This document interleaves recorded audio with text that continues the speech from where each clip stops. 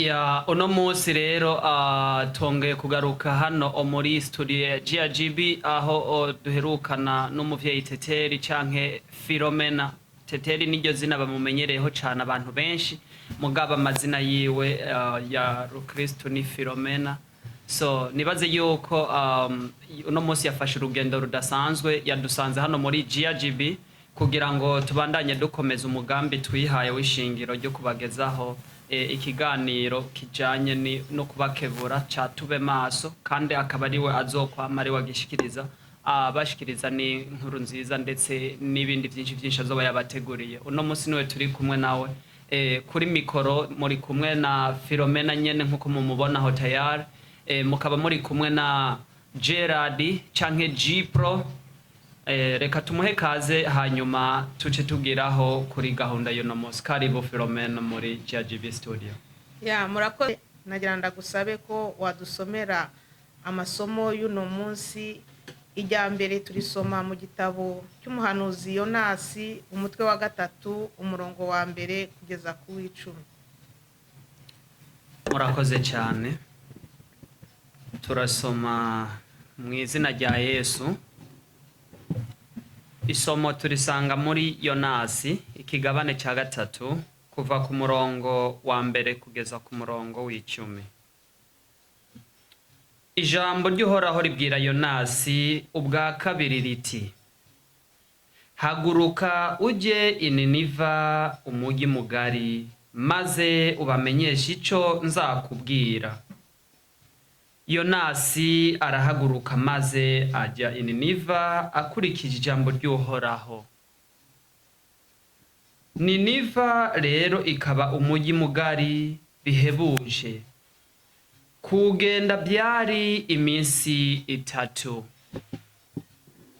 Yonasi yinjira mu mugi, akora urugendo rw'umunsi umwe, yigisha agira ati: hasigaye iminsi 40 maze Niniva ikarimbuka. Abantu b'i Niniva bemera Imana, batangaza igisibo, bambara ibigunira kuva ku maguru kugeza kuva ku mukuru kugeza ku muto. Rya jambo riza kugera ku mwami wa Niniva, nawe ahaguruka ku ntebe ye y'ubwami, yambura igishura, yambara ikigunira, yicara mu ivu.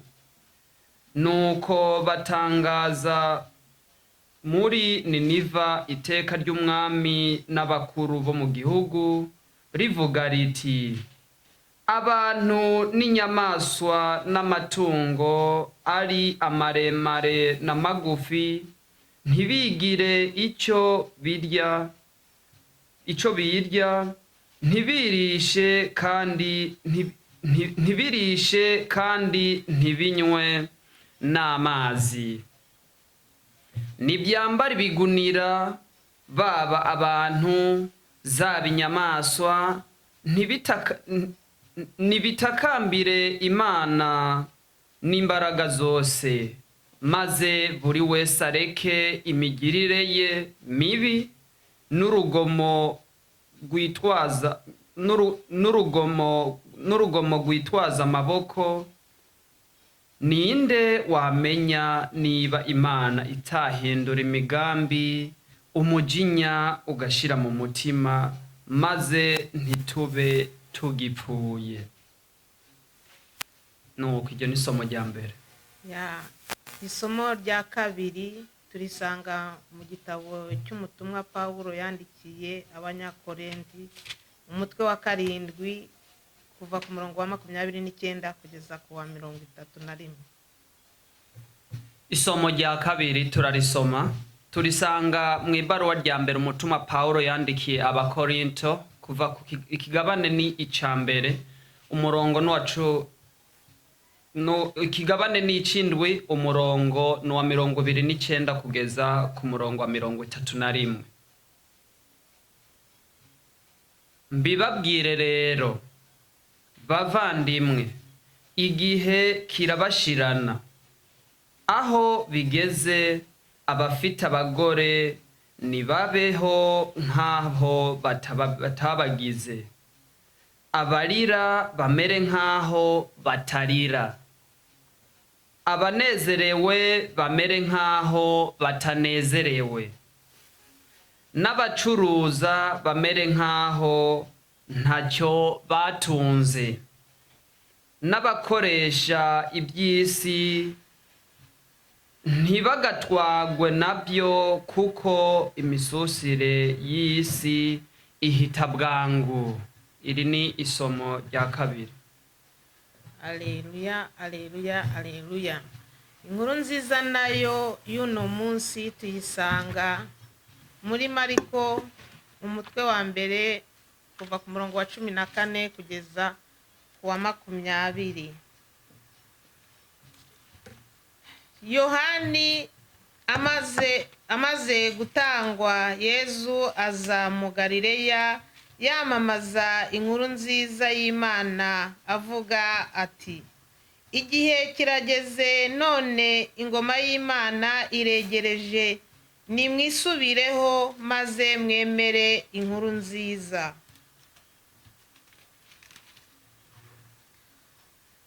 Uko yagendaga akikiye inyanja ya Galileya, abona Simoni na Andreya murumuna we bari baroha inshundura mu nyanja kuko bari abarobyi. Yezu arababwira ati, nimunkurikire nzabagira abarobyi b'abantu. Ako kanya basiga aho inshundura zabo baramukurikira. Yigiye imbere gato abona Yakobo mwene Zabudeyi na Yohani murumuna we bariho baratunganya inshundura zabo mu bwato. Ako kanya arabahamagara, nuko basiga se Zebudeyi mu bwato hamwe n'abakozi be baramukurikira. Iyo ni inkuru nziza. Aya masomo duhereye ku isomo rya mbere, Yonasi aho yatumwaga i Ninivi, ni ukuri ntawatinya kubigereranya n'iki gihe tugezemo. Ubu harageze ko abantu bose bari mu bwoba, bafise ubwoba bukomeye kubera iki cyorezo tugezemo. Aha naho niho twabasha kumenya ati, ese Yonasi ajya gutumwa i Ninivi byari bimeze gute?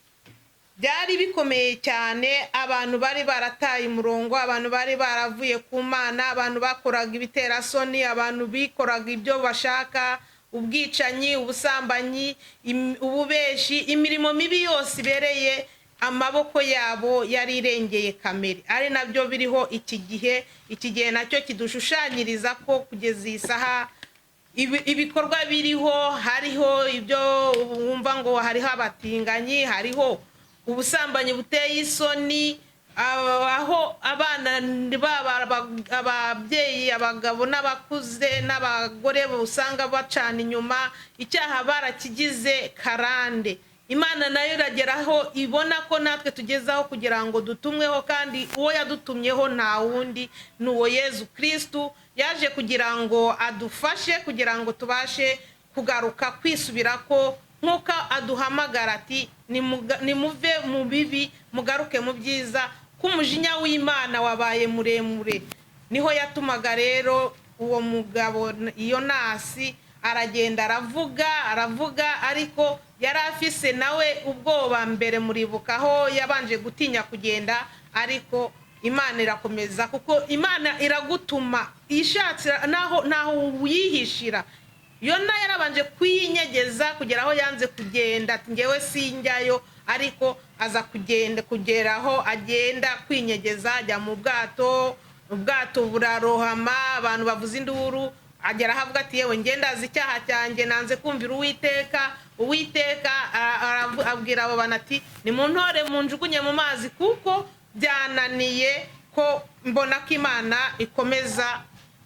ikomeza kunkurikirana. nibwo bamujugunya mu mazi, muribuka ko ifi yamumize, ariko Uwiteka ikintu yamutoreye ntago yigeze agiheba. Yarageze mu ifi amazemo iminsi 3, niho yabashije kuvuga ati Mana ndagusaba, yasenga abwira Imana ati ndagusaba unsubize ku isi nkomeze ubutumwa bwawe ngende. Nibwo ifi yagiye ku hakurya y'inyanja iramuruka, nuko Yonasi aremera ubutumwa bw'Imana aragenda. Aha rero barimo baradusigurira ingene yagiye yamamaza iyi nkuru nziza Imana yari yamutumijeho, kugera aho yageze muri icyo gisagara imbaraga z'Uhoraho ziramukoresha, agenda yamamaza avuga ati nimuhinduke, Imana ibahaye iminsi 40 iki gisagara kikaba kirarimbutse. Bavandimwe, natwe aho tugeze muri iyo minsi, nukuri aho dushigaje naho gupfukama twese tugasenga, tukiyambura, tukajya mu ivu, tugatakambira Uhoraho kugira ngo abashe kudukiza iki cyorezo aho kigeze nahakomeye. Niyo mpamvu nabasaba kugira ngo twese dufate iyo minsi yo kugira ngo twisubire ko tuve mu bibi tujye mu byiza, umujinya w'Imana ugabanyuke. Aho muri Yonasi murahumva uko babashije gutakamba bigera ku mwami. Umwami nawe ayumvishe ko bikomeye, ariyambura igishura, ariyambika ibigunira, arajya mu ivu, none hategeka igihugu cyose kugira ngo kisubire ko abuza abantu kurya, abuza inka kunywa amazi, abuza inka kurya inyamaswa, ibirebire n'ibigufi byose ategeka ati mwese nimwikubita imbere y'Uwiteka, dupfukame dusenge kugira ngo uwo mujinya w'Imana uce kure, itugirire ikigongwe nidupfe. Bakristo bavandimwe, aha hantu harakomeye, nibihe tugezemo natwe byo kugira ngo dupfukame, nidutinye ko Yesu atugendera aratubwira nitwisubireko kugira ngo tubashe gutsinda urugamba, tubashe kugaruka imbere y'Imana itugirire imbabazi. Nukuri aho bigeze nta muntu n'umwe, n'ibihugu byinshi bifise ubwoba, hirya no hino baratakamba, bari kwifuka iminwa, bari gupfuka ibiki. Ibi bintu rero ni ibihe bikomeye byo kugira ngo twiyambure ububi, twiyambike ubwiza, dusenge. Niho navuga ni aho umwami yageze aho aravuga ati Imana nibibona izatugirira ikigongwe, kandi koko Imana yabonye gusenga kwabo n'ukuntu biyirije irabagirira ikigongwe, kuko yabona mu mitima yabo ko bafise ububabare bw'ibyo byago bari bagiye kubona. Mu isomo rya 2 rero Paulo nawe aratubwira, mu isomo rya 2 Paulo aratubwira uko avuga ati ibihe birakomeye kandi igihe kirageze cyo kugira ngo twisubire ko ngo abafise abagore bamere nk'abatabafise, abarira bamere nk'abatarira, abarifise ubutunzi bamere nk'aho batabutunze, kugira ngo tubashe gutsinda urugamba. Paulo rero aratwigisha iki? Aratwigisha ko kugeza ubu ubutunzi ntacyo burashira, ubwiza burashira, amashuri arashira, ibyo dufise hano byose birashira. Atubwira ati nimwiyiteho, mwigarure, mumenye inkuru nziza, mumenye Yesu Kristo kugira ngo tubashe gutsinda uru rugamba. N'utugambo dukeya yavuze ati abababaye bamere nk'aho batababaye, abafise abagore bamere nk'aho batabafise. Iryo jambo risigura iki? Naho wumva ko ubuzima bwaho ubona ubuzima bugeze, hageze ko ibintu byose ushobora kubibona kutabifise, ahubwo ufise arinde, ufise ari Nyagasani. Kandi Nyagasani arimo byose. Nyagasani maba bagore, Nyagasani ari mu barira, Nyagasani ari mu bababara, arimo byose. Niduhebe ibyo bintu bitwosha ingeso mbi zituma dutandukana n'ubwiza bw'Imana, ubundi ibyiza byinshi tubisanga muri we. Ni ntacyo dushobora kubura turi kumwe na Yesu. Aho rero Paulo na Yonasi murumva aho batera bagana, kuko bose bari kuvuga ati ibihe birabaheranye, igihe kiraduheranye. Nukuri iki gihe aho tugeze kiraduheranye. Ubu nta muntu n'umwe akiyumvira ati mbega biragenda. Ubu bamwe barimo baravuga ati none se aba bazungu batanguye kutuzanira inkingo, bamwe batanguye kuvuga izo nkingo nazo zije zirimo ibindi bintu, buri wese arimo aravuga ibyiwe, undi aravuga ibye. None harageze rero ko igihe nukuri rero reka reka ndababwire ushobora byose n'uwo mugabo Yezu Kristo, n'uwo azi kuraba ibiri mu mitima ya buri wese. Twese ubu turimo turahohotana, turi kugenda hirya no hino, nitwitabere ijwi aha dutuma twumve inkuru nziza, twumve abo Yezu adutumaho, tubashe guhinduka, duhinduke, tuve mu bibi tujye mu byiza, tutitaye kureba ujya, ahubwo kiranuka usabire nujya, noneho twese dusabiranire kugira ngo tubashe gutsinda uru rubanza.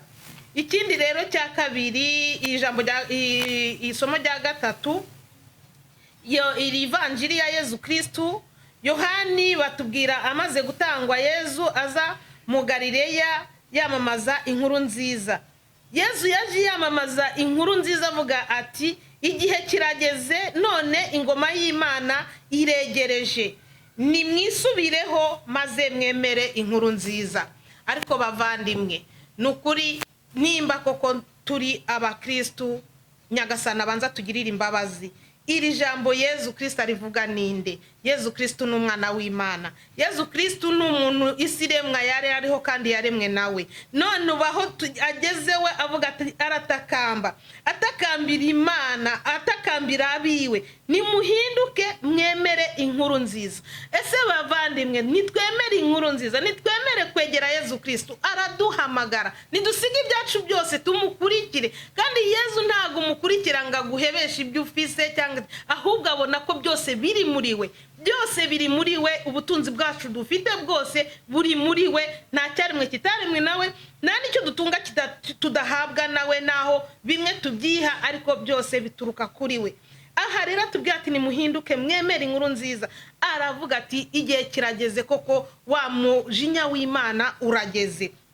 Aratuburira. Ese mugenzi wanjye, ubu ngubu ko haza umuntu ashobora kuza ati yewe Mana we, uziko hari numvise ko bari kuguhigira ikibi, arimo arakuburira, reba ukuntu wahunga, urebe ukuntu benshi bagahunga, ugabona umuntu ngavuye mu Rwanda agiye mu Burayi cyangwa se agiye muri Tanzania kubera yaburiwe n'umukunzi wiwe. Natwe Yezu Kristo aradukunda, aratuburira, arabona umujinya w'Imana aho ugeze, arakunda biwe, aravuga ati nimwiyirize, nimwambare ibigunira, abakomeye bamere nk'aboroshe, twiyoroshe, abari hejuru bimanure hasi, kugira ngo Nyagasani abone ugushaka kwacu tubashe gutsinda. Yezu ni umuntu akomeye, ariko kubwiwe yicishije bugufi kugira ngo Imana ikuzwe, nawe ubwiwe akuzwe n'uwamutumye. Ariko twebwe abantu ntago twumva. Ngiye natanga akarorero kamwe kajyanye n'igihe cya Nowa yaragezeho abwira abantu arubaka ubwato, aragira gute, abantu bamubona nk'umusazi, arababwira ati nyamara igihe kirageze, iminsi 40, iyo minsi 40 mujye muyibuka, kirageze ko iminsi 40 hagiye kuzatera umwuzure, kandi uwo mwuzure uzahitana abantu. Nimuhinduke muze mujye mu bwato kugira ngo mutarohama. Abantu icyo gihe nyine bararyaga, bararongorwa, bibera mu byabo, nyine bamubona nk'umusazi, bamwita umusazi, ngo ahubwo ngo wowe wagenderewe na sekibi, ntituzi ibyo uri kuvuga. Inguge arayubaka, igihe kigeze nyine kiragera, abantu barakibereye mu byabo, ni nka kwa kundi ko kwaba Yonasi nyine abo bari Nineve. Kigereranya nka kijya gihe cya Nowa ubwo yubakaga ubwato. Bavandimwe, nukuri nitwumve inkuru nziza. Yezu ubwiwe niwe atubwira ati igihe kirageze, kandi nimuhinduke mwemere inkuru nziza. Yimba buri wese yumvaga aha hantu tugeze, muri iki gihe tugezemo, yabashije guhinduka akava mu kibi. Akandi kajambo keza nanjye nabasangiza, umuntu yari umusambanyi, akunda gusambana cyane, kandi ari umukristo, akajya ajya gusenga, ariko akakunda gusenga, ariko agakunda nako kageso. Ageze aza kuvuga ati Nyagasani Imana, ndagusaba unyize iyi ngeso y'ubusambanyi, y'ubuhehesi, iraneza isoni kandi ndashaka kuyivamo. Yezu aravuga ati ngewe ndi Imana yumva, ndi umuntu yumva, ndagusabye icyo kintu, ndakigukijije. Uwo mugabo arakizwa, amaze gukizwa abaho nyine aho yabona abagore akababona nta rari akibafitiye, abona nyine yuko byose Yesu byose arabishobora. Burya iyo umusabye ikintu iki ndasaba ko ukimebesha ugikuye ku mutima Yesu arakikuhebesha, ariko iyo ukigumyemo ni kwa kumwiyambura ubwo ukaguma muri ubwo bwandu. Umugabo nibyamaze kabiri, amaze kabiri aravuga ati Mana ndashimye ko wankorera, ariko burya hari akantu gatoya nibagiwe. Ati ingeso ngiye kuyireka, ariko hari umugore nari nahaye randevu umwe gusa, mbabarira ngende kumurangiriza ibibazo, ningaruka miste nkomeza urugendo rwanjye nyiranuke. Ariko nuwo wenyine ngiye kurangiriza, yaragiye nyine gusambanya uwo mugore nyine. Uwo mugabo Imana rero, Imana iyo yiteye umugongo, burya umuntu afise abantu babiri mu mutima we, umubintu mwiza yari yagarutse, ariko agerageje Imana. Umbe nawe kugira ngo asabe Imana ngo ndasaba ngende nge gukora iki cyaha bwa nyuma, arayinje arayiteye ikibazo, Imana iramureka aragenda, agezeyo singe wahera agwayo. Urumva inzira yagiye iyo yajyaniranyije ntiyasubiye gusubira inyuma. Yeza dusaba iki? Duhinduke duhindutse, vayo uvuyeyo, reka kuvuga ngo mvuye aha nshaka gusubirayo ngaruke. Yeza avuga hinduka uhindutse. Bakristo bavandimwe, aha turagenda mu masengero tugasenga, tukaririmba, tugasoma amajambo y'Imana, tukavayo twamara kuva mu kiliziya, uwinjira mu kabara kinjira, uwinjira mu buraya kinjira, uwinjira mu buroza kinjira, uwinjira mu mazimwa kinjira, uwinjira mu rwanga kinjira, kandi ku cyumweru akongera gatonda imbere y'Uhoraho ngo Nyagasani ndaje imbere yawe. Mwibaze ubwo bubabara Imana igira uko bungana. Iraraka igeza ivuga ati aba bantu barimo baranshyira mu mwanda, baragezaho mbona nani. Urazi kubona ushobora kuva mu mwanda ukajya mu nzu y'Uhoraho ngo uraje imbere ya urongeye urasabye ngo ejo ukongera ugasubirayo. Ese Imana ni imyembabazi. Bakristo nitugeraho tubona ko ibihe byaduheranye, nk'uko Pawulo ahabivuga ati igihe kirageze, igihe kitubanye gito, nitwisubireko aho twagiye ducumura, twishyire muri uwo mukungugu, muri uwo mugunira. Kubivuga si ukuvuga ngo ndarabyivu hano ngiye kugirohamo cyangwa na ikigunira icyo. Hagira umutima wawe, urwango rufise mu mutima wawe urukuremo, ubusambanyi ufite mu mutima wawe ubukuremo, ubwicanyi ishyari ubikuremo, ubundi wegera Uhoraho aragutagatifuza, Uhoraho araguha imbaraga zo gutsinda ibyo bibi byose, ibyo bigeragezo byose biza bikwirundako. Bavandimwe, nukuri harageze ko dukingura imitima yacu tukumva aya majambo Yesu ubwe yivugira ati igihe kirageze, none ingoma y'Imana iregereje, nimwisubireho maze mwemere inkuru nziza. Inkuru nziza abavandimwe nta mafaranga isaba. Kwemera Yesu Kristo nta kiguzi bisaba, ariko kwemera ubusambanyi urariha, ariko kwemera kwica mugenzi wawe urariha, ariko kwemera kujya gutera igihugu uremera ukariha. Ariko ikintu kizagukiza ubuzima bwawe bwose cy'ubuntu nicyo turimo kwanga guha agaciro. Gato njye hari gende ndaba abantu bashyiraho amajambo y'Imana bakigisha, ugasanga hari bihanzweho ngo barapostinga ngo nimba ari kuri murambabarira amashuri yanjye ni makeya, sinzi ukuntu babyita, ugasanga nk'umuntu apostinze umuntu yambaye ubusa cyangwa se yasokoje imisatsi neza, yigize neza, yiyambitse uko nyine yishakiye, ari postinze ku isi. Noneho wajya kureba kuri bajya abantu batanga commentaire nimba ari iki, ugasanga abantu barenga nka 500 bamuhaye umwanya, bamurabye gose. Noneho undi nawe nabyo nabyitegereje, hari umuvandimwe umwe aba mu Rwanda akunda gupostinga ijambo ry'Imana. Iryo jambo ry'Imana yari postinze kugira ngo bazanaribone. Ubona umuntu umwe, babiri, batatu, ariko wa undi ya postinze bahajya banuza bavuga ngo nukuri. Naringiye kuvuga ngo babwita ngo ariko ubusa burya nabyo ni igitutsi kibi. Burya nta busa bubaho bujya babivuze nabi, nta busa buvamo umuntu bajya abantu bazahindurira ijya mvugo bavuga tumuvuga ati wambaye uko Imana yamuremye ariko ivuze ubusa bujye bwagaye Imana kandi hajya ahantu Imana yarahatagatifuje naho twebwe tuhandarika niho uhoraho rero yihishije. Niyo mpamvu bakubwira muri nuzenya ngo icyaha gikorerwa mu mubiri ibindi byaha byose byakorwa bigahanaguka, atari icyaha gikorerwa mu mubiri kibabaza Imana kuko hajya ahantu ni mu mubiri, ni umubiri Imana yishushanyijemo iyo turemye mu ishusho ryayo uba urimo kwica umubiri w'uhoraho. Niyo usebyeje ngo ubusa ujye ubuvuza ijambo ribi kuko Imana ntabwo umubiri w'Imana ntabwo ari ubusa, ntabwo ari ubusa, ni ahantu yabyize ahantu hatagatifu ahubwo havuka umwami Yesu wanasuzuguye n'uwabyaye Yesu kuko ubwo busa ubuvuze na Bikira Mariya umuvuzemo n'umugore w'igihugu wa perezida w'igihugu kujya rero iryo jambo abantu baryanditse bazarikosore sinzi banabivuga ariko iyo uvuze ubusa ngewe ukavuga bakwiye kuza bitiza rijya rivuga riti yambaye nk'uko yavutse yiyanitse urumva. Ariko icyo nicyo kintu rero navuga ni komande ukabona bahaye uwo muntu agaciro ariko ijambo ry'Imana barishyize hariya.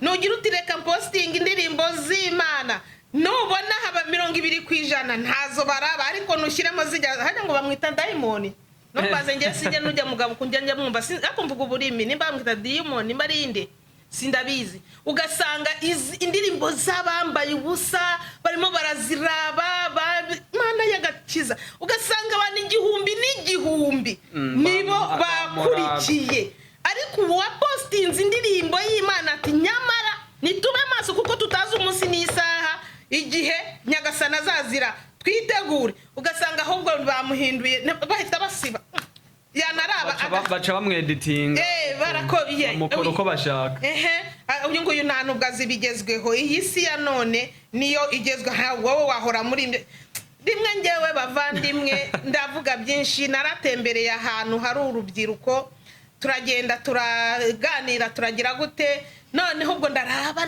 indirimbo barimo bararaba indirimbo z'abakobwa nyine biyambitse uko Imana yabaremye ubona nyine reka ariko nge nshaka kubaza no kubera iki abagabo biyubaha ariko abakobwa abagore bakaba aribo biyanika kandi aribo bafite agaciro kanini karema abantu. Icyo kibazo nagenda gifise cyane gose ni gute bantu muzotera comment mutwishure ni gute abagabo mu ndirimbo zose usanga biyambitse neza biyubashe mugaba abakobwa akaba aribo biyanika? Icyo kibazo rero ngewe narabashije kuciyumvira ndavuga ariko Mana sinzi isekibi iba mu bakobwa kandi wamara kwiyanika kujya babagabo baragenda bakongera bakaza kukuvuga baranavuga ngo ujya mukobwa ateye ukuwa mukobwa ameze nta nubwo yaraberewe yari nawe ajya bavuga ngo reba kujya ngarema yigize ko kandi bujya nta nakabuna afise bakabavuga none wowe nimba Imana yaraguhaye umubiri ugomba guhisha kubera iki wowe abagabo biyubaha wowe mwari ukiyambika ubusa ukishyira ku karubanda nukuri bujya nubona ngo abantu barakuraba ariko burya nubwo bakomanda ukabona ngo barabwe n'abantu benshi baba bashaka kureba ibyo washizeho. Iki cyorezo corona bavandimwe abantu bose bagiriye ubwoba abantu bose bataye ibyizigiro abenshi bari kuraba ubutunzi batiba ubutunzi bwacu bugiye kugenda gute byabateye ubwoba ariko ndababwiye inshuti z'Imana numupfukame dusenge twiyambure impuzi z'ibirura twiyambike impuzi nama dupfukame tubikuye ku mutima dusenge dusengeranira tudafise amashari ku mutima tudafise ububeshi mu mitima kabizi Imana ibi byorezo biri hano Uwiteka nyir'ijuru byose azabikora kandi azadusubiza amahoro azadukingira yongera avuga ati bana banjye nimusubire mu nzira nziza kuko nabonye ugutakamba kwanyu ko mwagezaho Abayisiraheli baratakambye bari bakureye Imana ibintu bibi barayibumbira ibimasi bigirwamana kandi yabakuye ahantu hakomeye. Imana ni nyempuhwe irangije irabagarura ibongera ibasubiza mu gihugu cyabo irabatabara. Bavandimwe inshuti z'Imana ndabasabye kugira ngo twese dukurikire Yesu. Igihe kirageze tube maso, dukanguke, duhebe ibi bintu byose avuga ati abishimye mumere nk'abatishimye, abababaye mumere nk'abatababaye, abafise abagore mumere nk'abatabafise, kugira ngo twiyegurire Nyagasani tumwereke byose. Ni nkaho avuga ati ndimo byose, abo bagore bari muri nge, abana ubutunzi buri muri nge, ubuvuzi buri muri nge, ubwitonzi buri muri nge, byose ni mumera nkuko nge byose biri muri nge nzabiba. Murakoze, ijambo na riherezaho rwose ndabasabye ngo tube maso, kuko tutazi umunsi n'isaha Nyagasani azazira, ariko aratuburira amasomo y'uno munsi yose, aratuburira kwisubirako. Nta muntu n'umwe rero atabasha kumenya kwisubirako, kugira ngo Nyagasani azazira azasanga yiteguye. Mbifurije urugendo rwiza, kandi twese dukomezanye kubana mu mahoro dusabiranira, kugira ngo iki cyorezo kiriho tugisengere, nta kinanira Imana izadufasha. Ndabisabiye kubwa Yesu Kristo umwami wacu, akomeze kutubandanya atuba hafi, atuburira, kugira ngo tubashe kuronka imbaraga zo gutsinda, kuko intege zacu ni nkeya. Murakoze. Je muri make akomfise no kongera ko mu ijambo ry'uno munsi Yesu adukeburira. Yonasi yashikirije ab'Ininiva, ndetse na mu Bikorinto, na Paulo mu iketi yashikirije ab'Ikorinto ababwira ati kubafise umutungo bamere nk'abatawufise, bomera nk'aho batana wigeze, abafise abagore bomera nk'abatabafise. Kuri gatoya ico no vugaho, havuga hati abadandaza bomera nk'abantu ataco bafise. Aho buri muntu wese ashobora guca yibaza ati uyu muntu ashaka dupfe turabakene, uyu muntu ashaka tuzopfe taco dufise turi inzara. Ntabwo bababuza itunga, mugabo inkebuzo icizaho nyene wewe aho uherereye mu itungo ryawe, mu vyawe, ibaze kuba iyo bakubwiye ati byiza womera nk'utarifise, bashatse kuvuga iki? Iryo tunga ryawe rikumariye iki mu bantu? Ico rikumariye n'ico ririmo riragufasha mu bagenzi ni giki? Ucuza gusoma muri Luka, mu nkuru nziza ya Luka, ikigabane ca 16 ku murongo w'9 ucumanuka kugeza ku murongo wa 13. Mugabo ndasoma guhera ku 9 kugeza ku 11. Abarimo muradukurikirana namwe muzohisomera neza. Havuga hati nanje rero ndababwiye nti iryo tunga ridatunganye rirondeze abagenzi, kugira ngo umunsi rizoba rivuye ko babakire mu nsago zidashira. Umunsi iryo tunga rizoba ribavuye ko baze babakire mu nsago zidashira. Umunsi muzaba mupfuye baze babakire mu nsago zidashira. Niho iryo tunga ryawe rizoba riheze. Ushobora kuvuga uti umutunzi ninde? Nujya afise amafaranga, nujya afise ibikururana, nujya afise, reka ce twe hakarorera hanyene ti namwe muri abatunzi turabona yuko muri bino vyuma, tibi vyuma no n'ubuso ubutunzi, ti kubera ikimwe ho mutobihereza abandi. Buri muntu wese n'umutunzi, waba uri umukene uri umutunzi. Umutungo w'umukene ni urukundo. Umutunzi w'umunyamafaranga asabwa urukundo, agasabwa n'ivyo afise kubisangira n'abatabifise. Hama hacavuga hati none rero nimwaba mutari abizigirwa mwitunga ribi, ninde azobashinga itunga ry'ukuri? Ivyo nyene mwumva yuko iryo tunga ari ribi, ivyo nyene musuzugura ko atari itunga, ivyo mubona ko atari itunga, ivyo muba mubona ko atari itunga, niba mutizigira iryo tunga ry'ivyo nyene mufise, uzobizigira kubaha itunga ry'ukuri ninde? Imana izokwizigira gute guha ivyayo vy'ukuri n'ivyo ufise utavyemera? Ubona kumenga si itunga, ahubwo ukeneye kugumurondera n'ibindi. Enda nimugende rero, ako niko mpereje ko muhasome muharangize.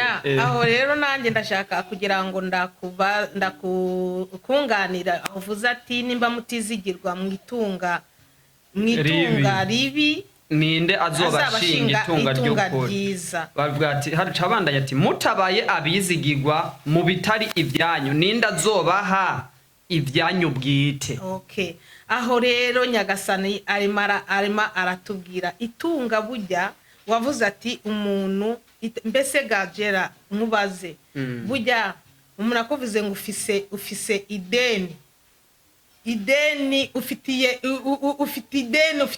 ideni nyadeni wiyumva wagombye kugirana n'umuntu cyangwa se n'abantu ni ideni rimeze gute. Hari ukuntu dufata amadeni y'amafaranga iryo tunga nyine bavuga ugafata ngene kugira ngo umutunzi nshaka kujya gufata ideni muri banke y'ibihumbi 200 300 kandi ibyo bihumbi kazabiha 500 cyangwa 600 ariko si deni nyadeni ufite y'ukuri ni deni rihe wumva wogendanana n'umugenzi. Nibaze yuko ideni ry'ukuri ricariza mu nkebuzo y'uwo murongo w'icenda rivuga riti iryo tunga ridatunganye rirondeza abagenzi. Ideni ry'ukuri n'urukundo kabyare nicyo ideni. Ejo bundi naraganiriye n'umuntu ku kazi numva ngagiye arasezera akazi noneho nza kumubaza ese mugenzi wanjye ko numva ugiye gusezera akazi ukaba ugiye kugenda ahandi hantu ni gute wagenda utanadusezeye?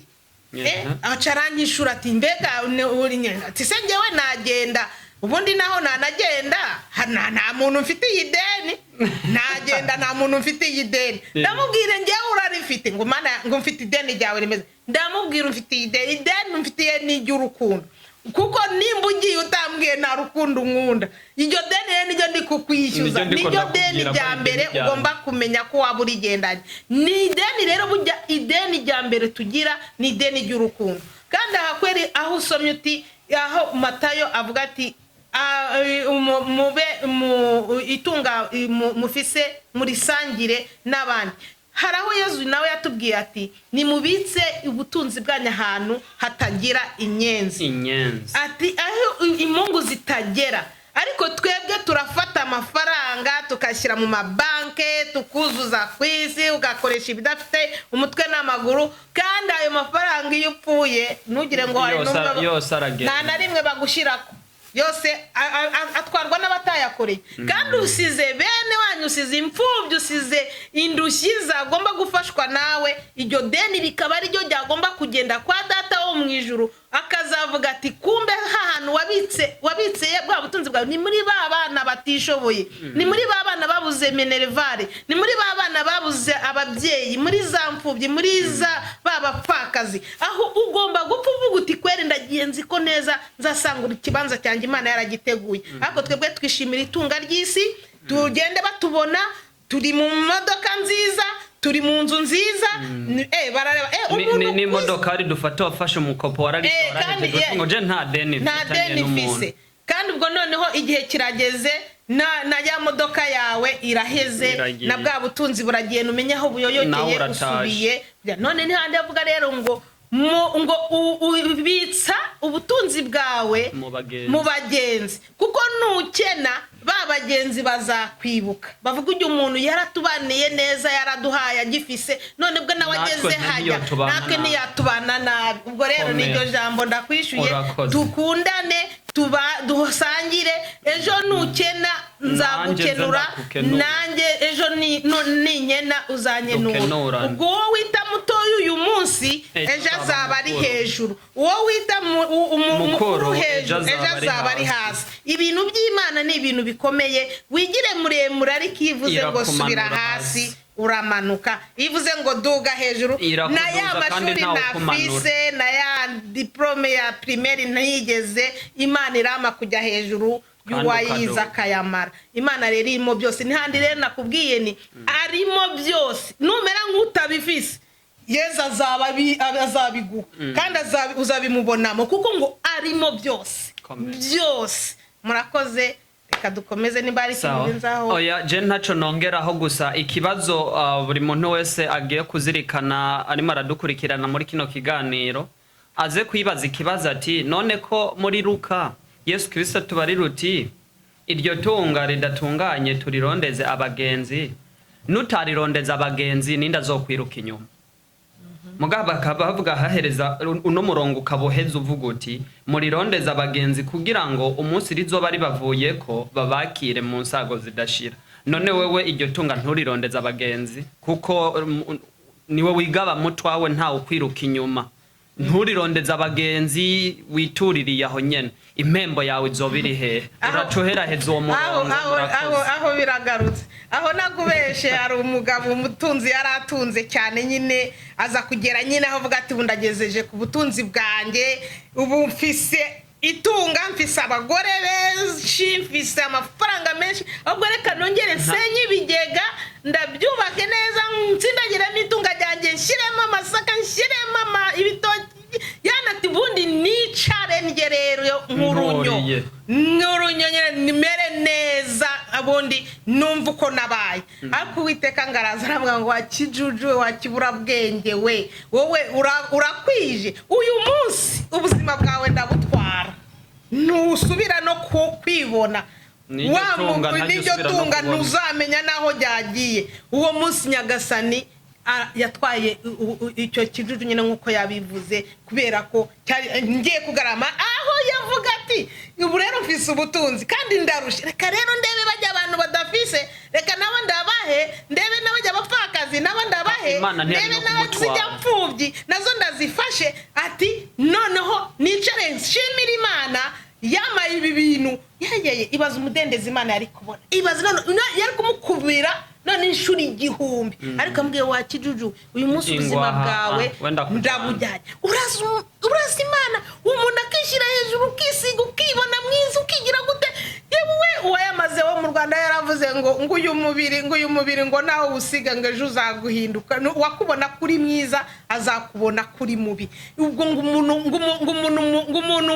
umuntu apfuye arutwa intare ivuye ngirutwa n'isazi nzima urazi intare kwikaze ariko ngirutwa n'isazi nzima urabyumva niyo mpamvu rero tutagombye kwishimira ubu buzima turiho ahubwo tubeho tubereho Kristo tubeho tubereho Imana kuko tutazi umunsi n'isaha ibyo dufite byose tubironderemo umugisha turonderemo aho tuzasanga Imana yaraduteguriye ati ngo mwana wanjye wicare ku ntebe y'uburyo narashonje urangaburira narambaye ubusuranyambika naranabuze icyo kujya urangaburira nari mu nzu y'imbeho uransura ati mwana wanjye ngorera ariko ntuzibuka sibyo nabikoze hehe Nyagasani umeze gutyo wowe uri igitangaza komeye nakubonye wa wundi aciye bugufi wabikorera ninjye wabagubikoreye murakoze cyane Imana ibane namwe nuko turashobora guca tugeraho dusozera ikiganiro reka dusenge ku izina ry'Imana Data na Mwana na Roho Mutagatifu amen.